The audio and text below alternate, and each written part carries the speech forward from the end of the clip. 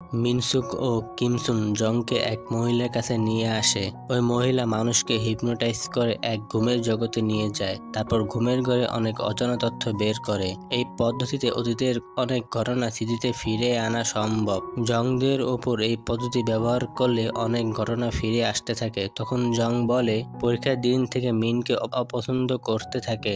মিন বলতে থাকে জং পরীক্ষা দিতে যাওয়ার আগে ব্রেকফাস্ট করে, কারণ তার গ্যাস্ট্রিকের সমস্যা আছে। খালি পেটে বাইরে যায় না সে। তাই আমি চেষ্টা করেছিলাম তার জন্য খাবার রান্না করতে, কিন্তু আমার শরীর এতই ক্লান্ত ছিল যে আমি ঘুমিয়ে পড়ি। এর ফলে কিচেনে আগুন ধরে যায়। ভালো কিছু করতে যেও খারাপ হয়ে যায়। এই শুনে জংয়ের ভুল বুঝতে পারে এবং সাথে সাথে মিনের কাছে ক্ষমা চায় আর বলে আমি ভুল বুঝতে পেরেছি, তুমি তো আমাকে কেয়ার করেছিলে। তখন মিন বলে সমস্যা নেই, এমনটা হতেই পারে। এই দেখে কিমসুন ও মিনসুক অনেক খুশি হয়েছিল।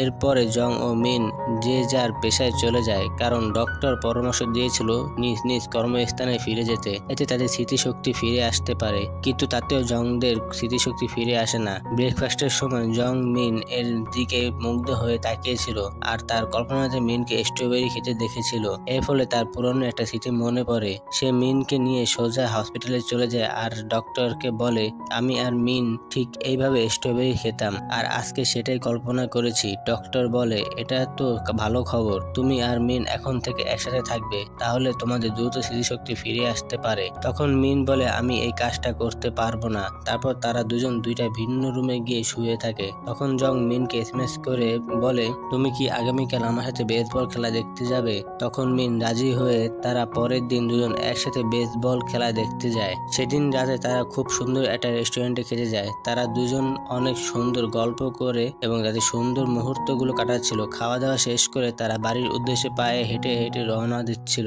কিন্তু মাঝপথে তীব্র বাতাসে মিনের হাত থেকে ছাতা উড়ে যায়। তখনই মিন আগের মতন করে জংকে ছাতা নিয়ে দাঁড়িয়ে থাকতে দেখে। এই স্মৃতিটা মনে আসার সাথে সাথে সে জংকে কিস করে। তারপরে দেখানো হয় জং ও মিন এখন একই সাথে থাকে। তাদের এসব কথা ইনহু তার মাকে বলতে গেলে তখন জং দৌড়ে যায়। তারপর সে বেসবলের ওপর স্লিপ কাটে নিচে পড়ে যায়। এর ফলে তার মাথায় প্রচুর আঘাত প্রাপ্ত হয়। তারপর জং স্বাভাবিকভাবে উঠে দাঁড়ায়, কিন্তু তার আচরণ ছিল খুবই অদ্ভুত। সে দেয়ালের ছবির সাথে কথা বলছিল। তারপর সে হঠাৎ করে অজ্ঞান হয়ে শুয়ে পড়ে। জ্ঞান ফিরে আসলে সে দেখে তাকে হসপিটালে ভর্তি করা হয়েছে। তারপর তার স্মৃতিশক্তি ফিরে আসে। তারপর দেখানো হয় মিনসুক তাদের ফ্ল্যাটে চলে আসে আর বলে তোমাদের আর কিছুদিন পর ডিভোর্স হবে, তাই এখন আর একসাথে থাকার প্রয়োজন নেই। এই বলে সে মিনকে নিয়ে চলে যায়। কিন্তু মিন তার মাকে বলে সে জংয়ের সাথেই থাকবে, কিন্তু মিনসুক তাকে থামিয়ে দিয়ে বলে আমি কোনো কথা তোমার শুনবো না। মিনসুকের এই আচরণ স্বাভাবিক, কারণ কোনো বাপ মাই চায় না তার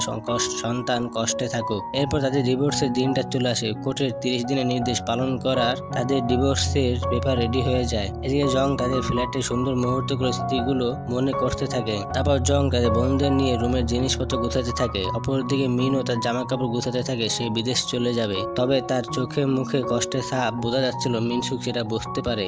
তারপর যখন তার বন্ধুদের নিয়ে ড্রিঙ্কস করতে থাকে, তার বন্ধুরা মিনের ফ্লাইট টাইম নিয়ে আলোচনা করছিল।